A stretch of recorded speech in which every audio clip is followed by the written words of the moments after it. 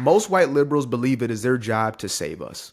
Simple as that. They believe that if it were not for them and their social activism, their social justice, them flying their BLM flags on the outside of their, you know, 3,400 square foot homes in the middle of Las Gatas, California. If it was not for that, then we poor old black folk or the brown folk or the marginalized, the intersectionality of minorities, if it was not for them as the white liberals, what on earth would we do with ourselves? Now, this may look like a gesture of kindness. It may look like empathy on the front end, but it is much darker, no pun intended, but it's much darker beneath the surface. As a matter of fact, I've come to realize that any person who believes that it is their job to save you, right, who believes they can save you, they believe that they are better than you. Now, I'm not saying somebody wants the best for you, right? I genuinely want the best for you, and I'm going to continue to, speak truth to power, to say things that I hope are going to move you into an empowered place, right? And I'll remind you of your own personal power, your ability to change your life through your thoughts and your actions and your habits. That becomes your character. I will do that. However, I also am well aware that it is not my job to save your ass. It is not my job. It is not on me to make sure that you do the things necessary in order to get to where you want to get to in life. I will do the very best I can to help those who want to be helped, but I cannot save you. So if you ever meet me in the street or whatever it is, don't come to me and say, man, you saved me. I didn't save you. You made a series of decisions that changed your own life. So even in that, you have to think to yourself, then what is it that makes these individuals, the white liberal, what is it that makes them believe that they actually can save black people? Well, it's not about them believing they can. It's simply about what they get as a byproduct of kind of having the stance as your savior. What they get is a sense of power, a sense of control. What they get is a sense of essentially significance, right? If we want to go into Maslow's hierarchy, they feel as if they're important by becoming an ally, right? Like it's you don't have to actually do anything. All you just have to be nowadays is just be an ally. So you can either be, the oppressed person, right? The system is against me and everything is against me and I can do nothing for myself. So you can get significance that way.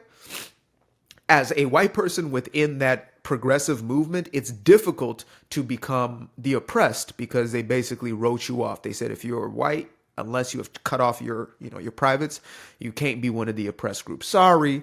So what's the next best way to get that status? Well, I can become an ally, and I can become a savior of these people. And we see this from the top to the bottom. I mean, from, the everyday people who are in this woke ideology to the politicians themselves. Go to California or come to California. I've been here for 20 years. The Yay area, man. And I have seen an unprecedented level of, how do I put this?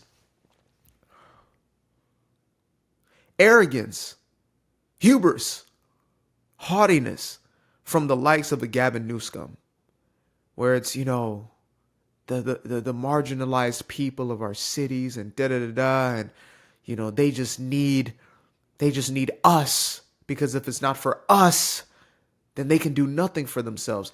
Infantilizing. They make us out to be like children. And many of us then end up doing it to ourselves.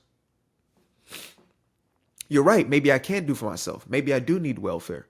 Maybe I can never break away from the system. Maybe I can never actually create anything with my own strength. Maybe I do need reparations in order to accumulate wealth or create wealth for myself. Maybe I'm not able to get that position, whether it's in the school or in the corporate job, if it's not for DEI or affirmative action. Maybe, just maybe, I cannot. And that to me is the most detrimental ideology, belief system to hold.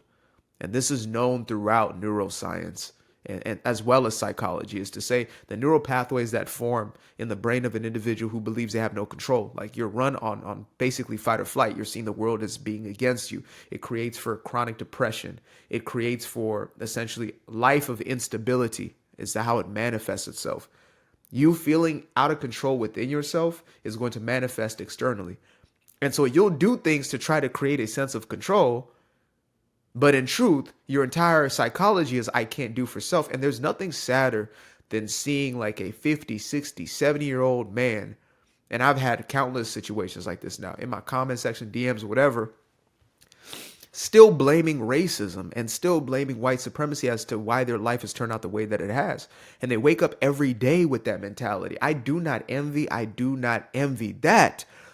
Imagine like you're just like, well, I want to start this business. I want to create this, whatever it is, but white supremacy. And so you don't. And you just keep that at the forefront of your mind. That is a psyop, folks. If there is any psyop, it is that. It is to have your population believe that they actually can't create what they're here to create, to live out their God-given purpose because of this so-called system that is suppressing them and holding them down, even though when there was a genuine system, of Jim Crow, this democratic machine of Jim Crow, there were still black folk, brown folk, etc., who were thriving, succeeding, making their own way, creating their own spaces and creating environments, communities where they had their own and they created it from scratch, from literally nothing. No handouts, no nothing, not a damn dime. As a matter of fact, starting from a disadvantaged place, they were able to thrive and do even better than those who had placed them in those positions. And yet we live in a time where things have never been easier. Things have never been smoother.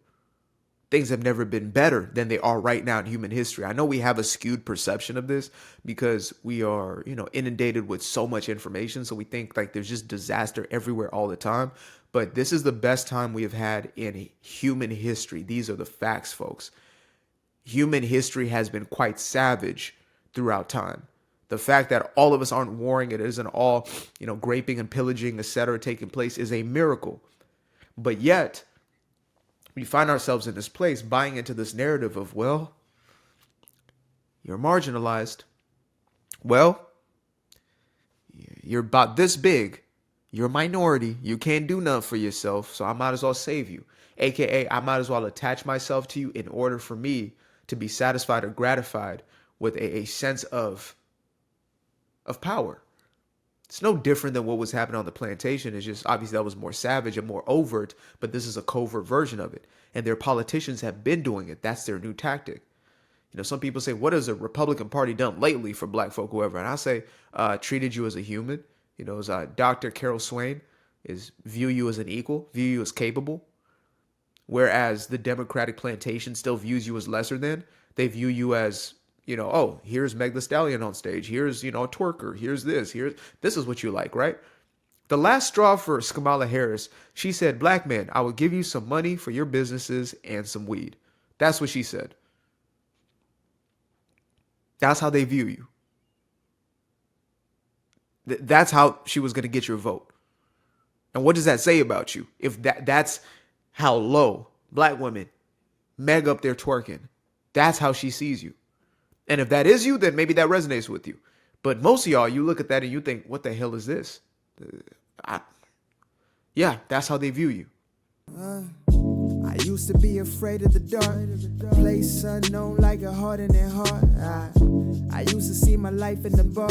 Now the kids unchained, every shackle is lost. 2 steps in the moonlight, 2 step in the daytime.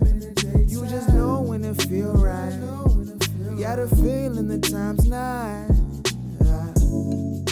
See you through those shades that I just threw on. Through my lenses, you just can't do no wrong. I fell in love with myself again. I fell in love with myself. I fell in love with the sunshine. I fell in love with the light. I fell in love with the full moon. I fell in love with the night.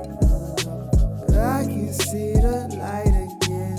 I can see the light. You can see the life in him illuminate the night. I know the time mama's taking. A 365, that's a full rotation. I see you looking up, you know them constellations. Constantly gazing like cows of praises, you get to praising. They see your light shine, that's why they so frustrated. Even the sofa in Nova Scotia will win the bagels. I couldn't get them ease on degrees, why they burning up? Money growing trees, feel a breeze, still you showing love. I can dig your energy. Even in the dark side, know you got that inner peace. You can fill a cup again, your limit is infinity. You manifest a life with all the fixings and amenities. This is more or less a house sitting. A sitting on a house like Snoopy. A teacher, no dog, new tricks, that's bliss. Cause there ain't no Charlie Browns in this vicinity. I fell in love with the sunshine. I fell in